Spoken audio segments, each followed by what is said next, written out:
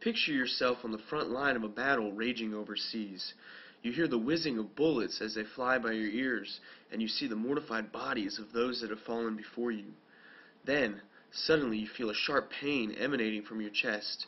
You place your hand over the area, and you feel a warm, liquid sensation pulsating from the injury. You look down at your hands, and you realize that they're dyed in blood. You start to feel cold and lethargic, like you're just about to float off the earth.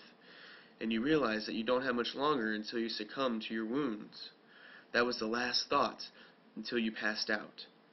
What seemed like only a matter of seconds, but in reality was a couple of hours, you awake to 3 people standing above you, looking down on you, scanning you from head to toe.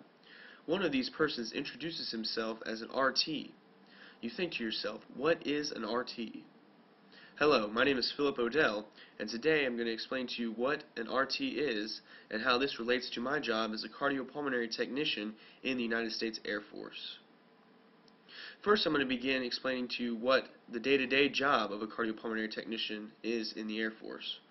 According to airforce.com, the mission statement of a cardiopulmonary technician is to assist doctors and other healthcare professionals in the diagnosis and treatment of diseases of the heart and lungs.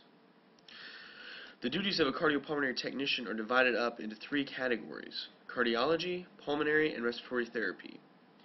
Beginning with cardiology, we use electrocardiograms, echocardiography, stress tests, and Holter monitors to evaluate and assess how the heart is doing.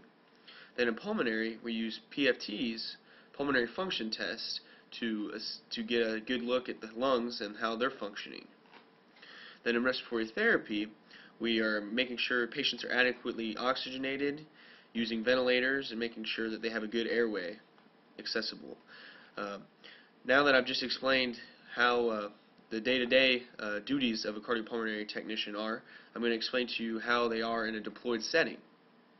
In a deployed setting, the cardiopulmonary technician can either deploy as a CCAT or EMEDS. In CCAT, it's critical care air transportation.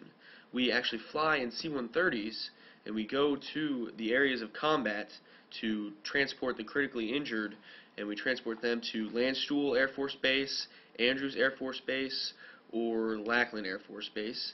And we always travel in teams of 3. We have 1 doctor, 1 nurse, and 1 respiratory therapy, which is us. The other section we can deploy as is EMEDS, which actually we stay on site in the war zone, and we stay in a tent, and we basically just run ventilators all day. We work pretty long hours. So, I hope that everything I've just explained to you has given you a better idea of what a cardiopulmonary technician does, and I hope you get a better understanding of what a vital role this job plays in the Air Force. And thank you for your time.